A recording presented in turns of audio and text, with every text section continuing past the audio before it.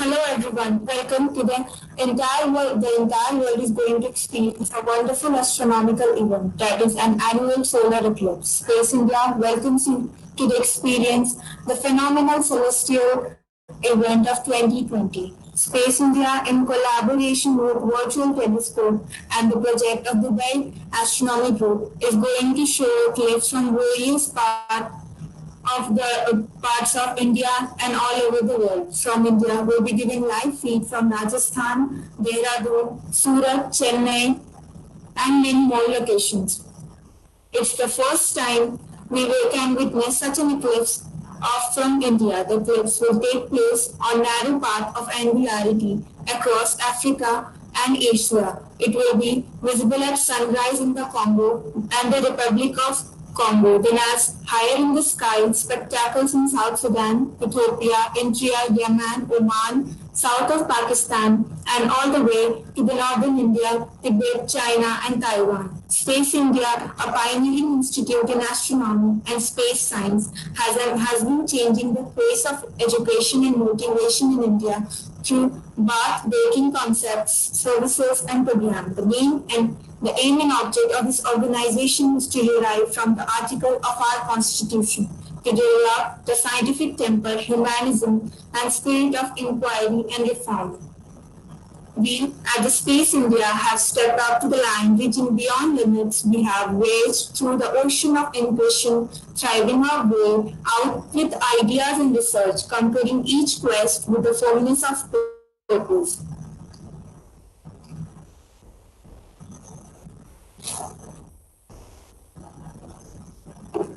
So, why the eclipse of June 2020 is important? The first solar eclipse of 2020, the second and the last solar eclipse of the year will take place on December 24th, which will be total solar eclipse. It will be visible in India.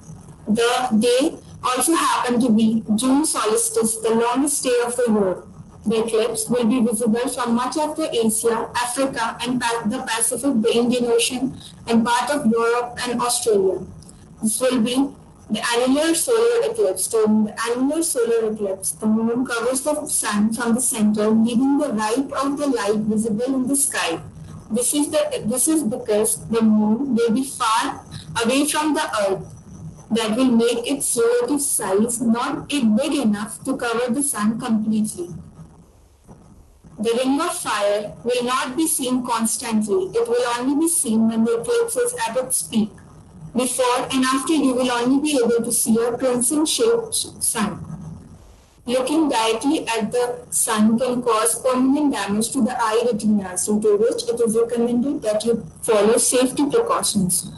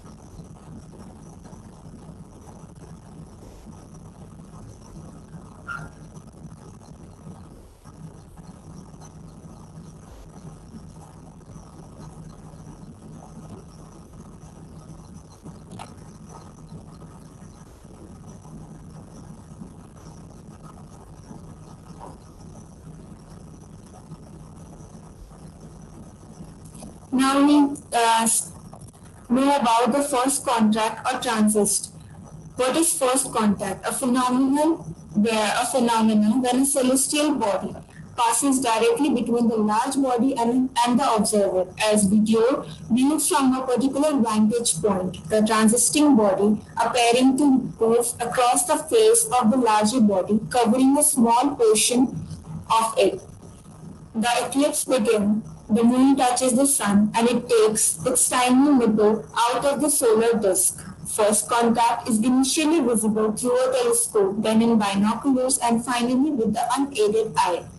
Regardless of how you view it, observing with a safe solar filter is an absolute must.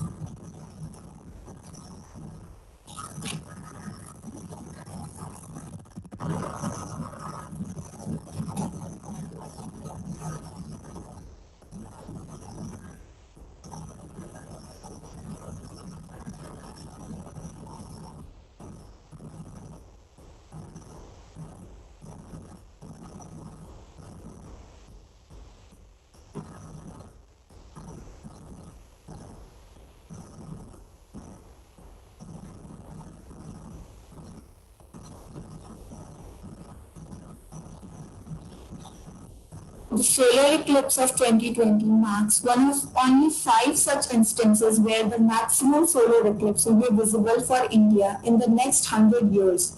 The annular belt of the eclipse in India passes through cities like Josimat and Dehradun in Uttarakhand, Sirsa in Haryana, parts of Rajasthan, but the eclipse can be seen from various other countries.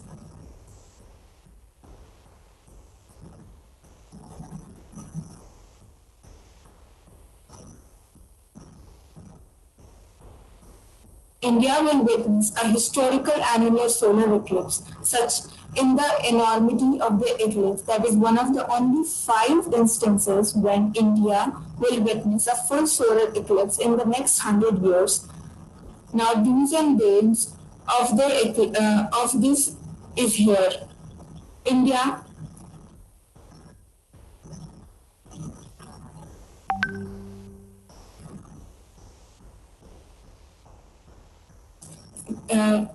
to watch the eclipse, do special eclipse classes or hand solar viewers to watch the solar eclipse. Always check the glasses properly. If they are scratched or damaged, do not use them.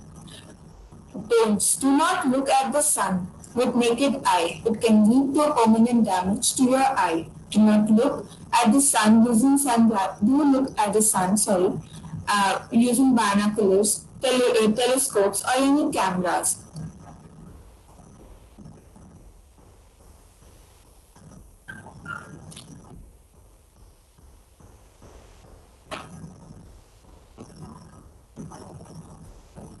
I would like to introduce our collaborators, Dubai Astronomical, the virtual telescope, and the third, we like to give special thanks to DPS Greater Noida. We are highly appreciated by your initiative.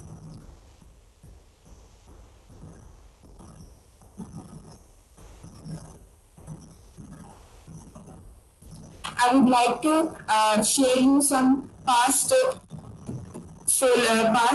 eclipse presentation with you all.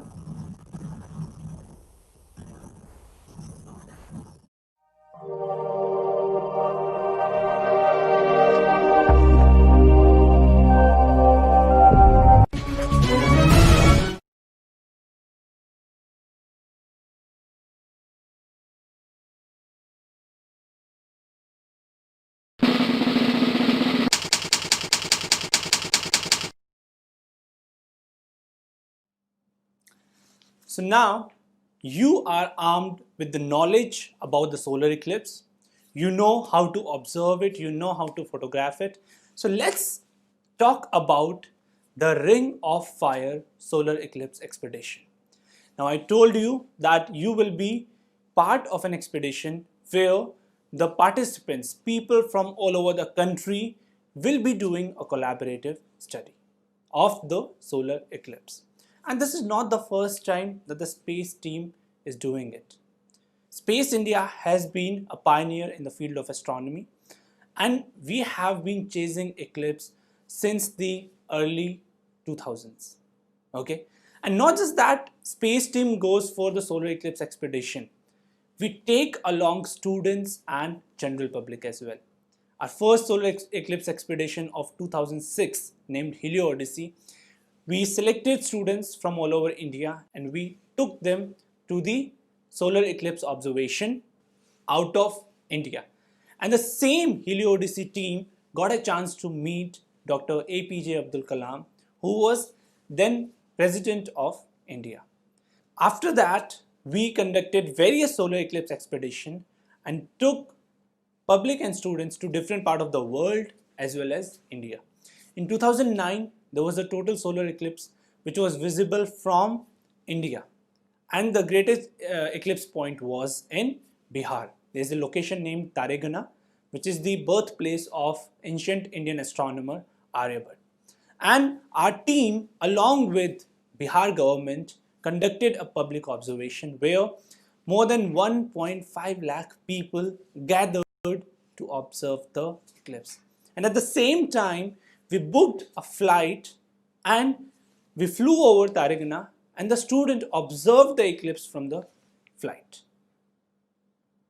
And very next year in 2010, there was a solar eclipse. Okay, it was visible from Indian Ocean. So what did we do?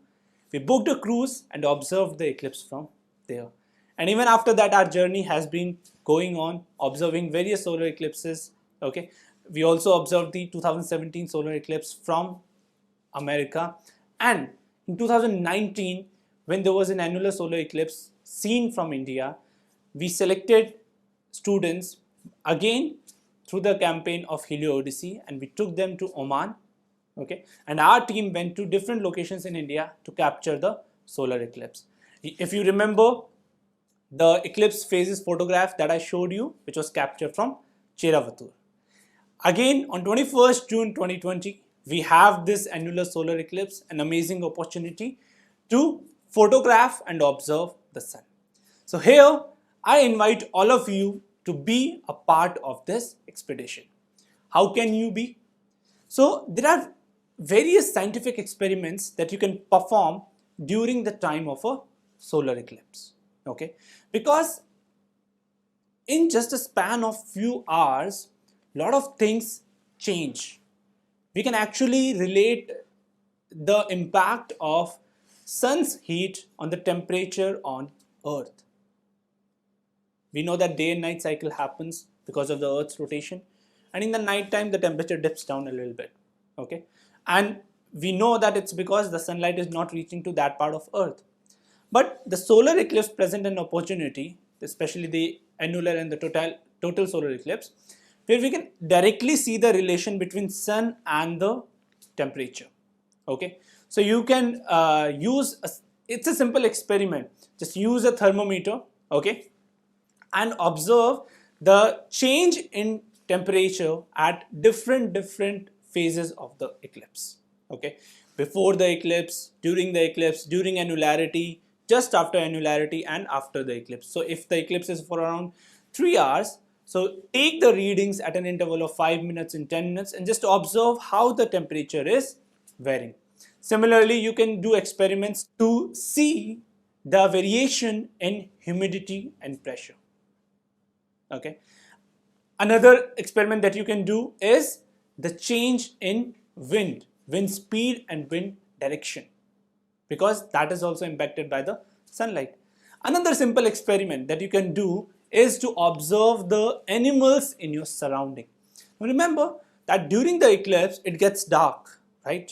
In the middle of the day, if it's getting dark, the animals are going to start behaving weird. So just keep an eye on the birds, animals around you and observe the change in the behavior of them. And I'll be sharing a link with you where you can submit the data related to these experiments. Now, I have told you certain experiments that you can perform. If you find any other experiment, okay, you are free to do so. Send us the detail of the same experiment and we will publish the results. Okay. The second part that you can do, one is observation, the second is experiment, the third comes photography. Okay, so whatever equipment you have with you, whether it's a pinhole camera, whether you have a DSLR camera, whether you have a mobile camera, or simply a digicam, use any of those camera to photograph the solar eclipse. Okay, show your creativity, use your imagination, choose frames with a good foreground, or keep yourself in the frame, take a selfie with the eclipse. Okay, whatever you can imagine, take a photograph and submit them to us, and we will publish those photographs on our social media pages and website.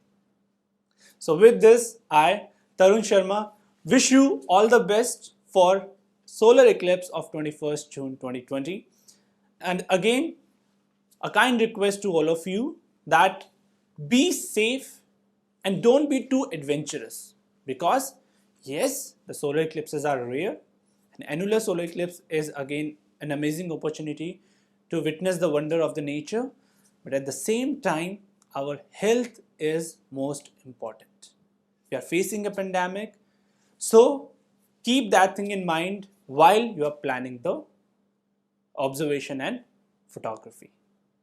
So, wish you all clear skies and happy eclipse.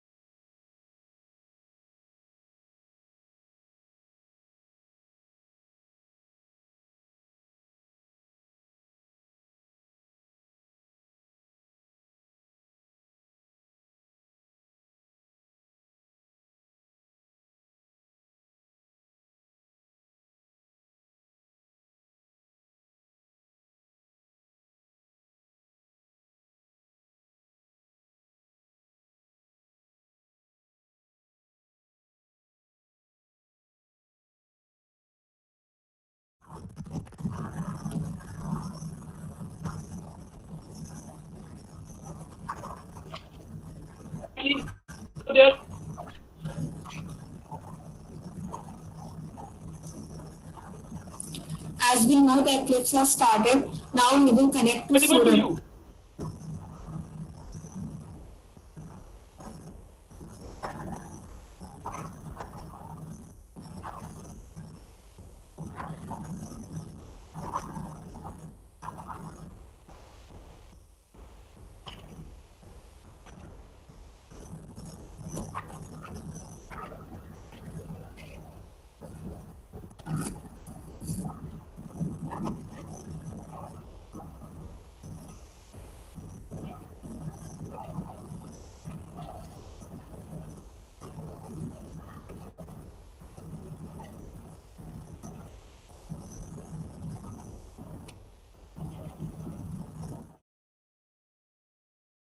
So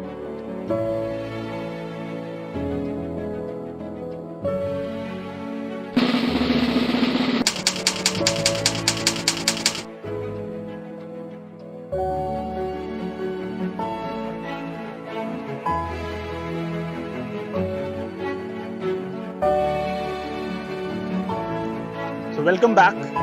Now we are out in the open on the terrace and we are here to observe and photograph the sun. Okay. So I told you various methods to observe and photograph the sun earlier, and now I'm going to show it to you practically. Okay. So we have got different things over here. We have a 50 mm refractor telescope. Right, this over here is a ball projector, and this over here is a solar filter made for this particular telescope. Okay, and right in my pocket I have a solar view goggle. Okay, so one by one I'm going to show you different methods to observe the sun. Simplest method is these solar view goggles. So they have these filters over here, and they are designed in such a way that they can block 99.9% light of the sun. So this phenomena, what do you do to observe the sun? Simply open them up, wear it, and during look a solar towards eclipse, the sun. we can I will show you how the sun looks like through these in the mid solar view goggles.